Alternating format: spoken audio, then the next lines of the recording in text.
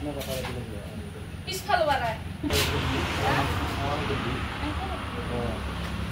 স্বামী আজি 6 মাহৰ পৰা নিৰুদ্দেশ হৈ আছে।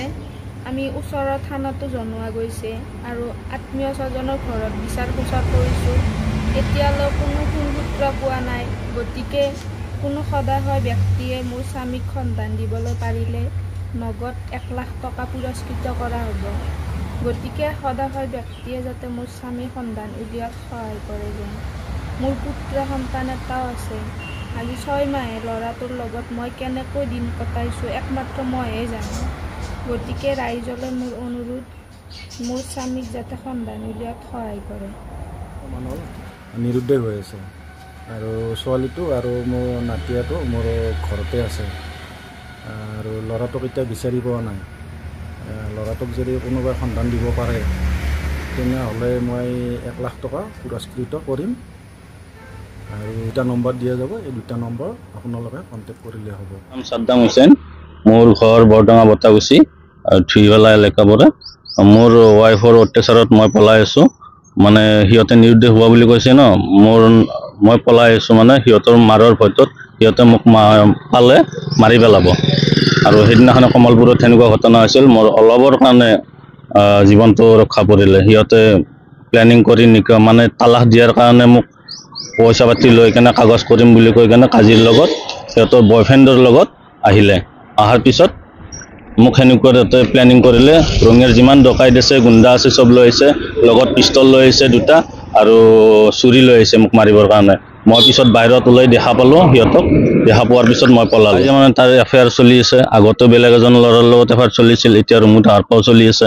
এই ল'ৰাজনৰ মোৰ ফেচবুকত ফটো দিয়া আছে। ল'ৰাজনৰ মানে 5 মাহ কিমান দিনমান হৈছে। মোৰ জানুৱাৰীত মোক সিহঁতে জেল খোৱালে 23 তাৰিখে, জানুৱাৰী 23 তাৰিখে আৰু 7 তাৰিখে ৰিলিজ হ'লোঁ। ৰিলিজ হোৱাৰ সময়ত মই পলাই আহিলোঁ। সিহঁতে তাতো গুণ্ডা লৈ গৈছিল। যিমান ৰঙিয়াৰ গুণ্ডা আছে, ডকাইত আছে, চব লৈ গৈছিল। সিহঁতৰ লগত হাতিয়াৰ থকা মানুহ। মই সেইকাৰণে পলাই আছোঁ।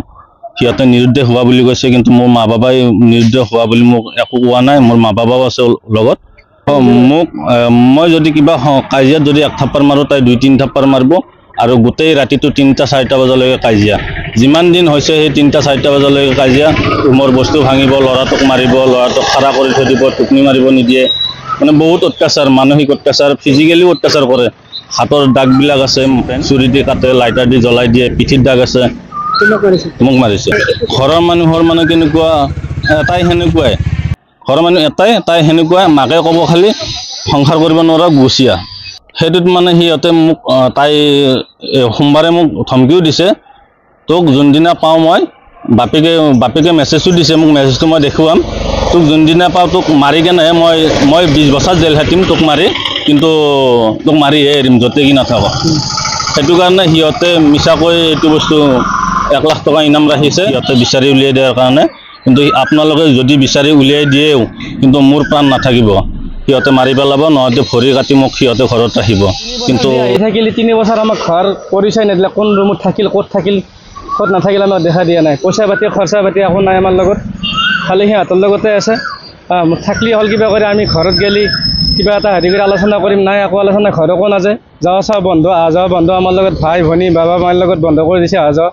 সেইটো কাৰণে আমাৰ এই যে এতিয়া যি গণ্ডগোলটো লাগছে, এতিয়া লগাৰ পিছত অহাৰ পিছত এনেকুৱা চিষ্টেম চলি আছে, মাৰিম কাটিম। আমাক নি এনেকুৱা হেৰি কৰিলাক, থানাত নি লকাপত নি সোমাইছে, তাক জেলত দিলাক, ধৰি আনিলাক, নিলাক চাংচাৰি পৰা ধৰি নি পেলাই জেলত দিলাক, নলবাৰী জেলত। যোনে জেল 15 দিন খাটি আহিলাক, 15 দিন খাটি আপোনাৰ ওলাওঁতে সিহঁতে ওলাব, আমাক ওলাব নেদে। জেলত 15জন 20জন মানুহ খাৰা হৈ আছে গেটৰ আগত। সি কিবা কৰি মানে কিবা এটা হেৰি কৰি পেলাই তাতে আইটেম গৈছে কি কুৰ্তা পায়জামা পিন্ধি পেলাই সি সেনেকৈ ওলাই গ'ল। ওলাই যোৱাৰ পিছত মোক তাতে জেলতে মোক এনেকৈ ধৰি, তোৰ কি হয়, তোৰ লগত কানেকশ্যন নাই, মোক বাপাকে গলটিয়াই উলিয়াই দিছে, মোক ঠেলা মাৰি পেলাই হাতত ধৰি পেলাই, তোৰ এটা একো নাই, মই 5 লাখ টকা হেৰাইছোঁ, মইতো মোৰ কথা হয়তো তাৰ পৰা গুচি যা, মোক জেলৰ পৰা পঠাই দিছে। এনেকুৱা চলি জেলৰ পৰা ওলাই গুচি গ'ল। জেলৰ পৰা ওলাই কেছ মামলা একো নাই। থানাত গ'লোঁ, ৰঙিয়া থানাত গ'লোঁ, ৰঙিয়া থানাত কৈছে কি একোৱেই নাই, এইবিলাকতো একোৱেই নাই।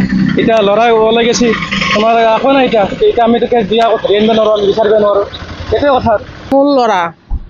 মোৰ ল'ৰাক মই বিচাৰি উলিয়াব লাগে, কিন্তু মোৰ ল'ৰাক সৌৰাতে বিচাৰি ওলাব খুজি আছে। আৰু লগতে 1 লাখ টকা দিম বুলি ভিডিঅ'টো চব মোবাইলতে পাইছে, কিন্তু 1 লাখ টকা দি কেনে মোবাইলত ভিডিঅ' দিছে, কিন্তু ল'ৰাটো কি কাৰণত দিছে সেইটো কাৰবাৰ সিহঁতে মাৰিম কাটিম ভৰি হাতত লৈ আনিব মানুহ লাজ কৰি পেলাব অলপ আগতে আজি 3 দিন হ'ল ল'ৰাটোক মাতিছে তালাক কৰিম বুলি মাতি কেনে ল'ৰাটোক মাৰিব খুজিছে কিন্তু ল'ৰাটো মোক কোৱা নাছিল লাষ্টত মোক বাধ্যত পৰি ক'ব লগা হৈ গৈছে মই নিজে গম পাইছোঁ কথাখিনি জানতে বহুত মাৰছি তাক মাৰপিট কৰিছে মাৰপিট কৰি সি বহুত হেৰি হৈ গৈছে সিহঁতেতো আমাক ডিমাণ্ড কৰিছে ছোৱালী সৰু আছে আমি বিয়া নেদাওঁ আমি 5 লাখ টকা দাবী কৰিছে তেতিয়া আমাৰ মাহঁতে গৰীব মানুহ ক'ৰ পৰা দিব 5 লাখ টকা সেনেকৈ আৰু হেৰি কৰিলে কৈছে আমি বোৱাৰীটো নিমে দে বোৱাৰী কৰি সেনেকৈ বুলি ক'লে আৰু বোৱাৰীটো সেনেকৈ লৈ আহি ফাৰ্ষ্টতে ভালে থাকিল তাৰপিছত কাজিয়া শুৰু হ'ল তাতে 3 বছৰ 4 বছৰ পিছত আকৌ সিহঁতে ভাড়া ৰুমত আহি গ'ল ভাড়া ৰুমত আহি সিহঁতে আমাৰ লগত কণ্টেক্টে নাই আমাৰ ফোন নম্বৰ চব ব্লক কৰি থৈ দিছে আমাৰ মা ভনী দুটাক চব ব্লক কৰি থৈ দিছে সিহঁতৰ লগত একো কানেকশ্যনে নাই আমাক ভালে নাপায়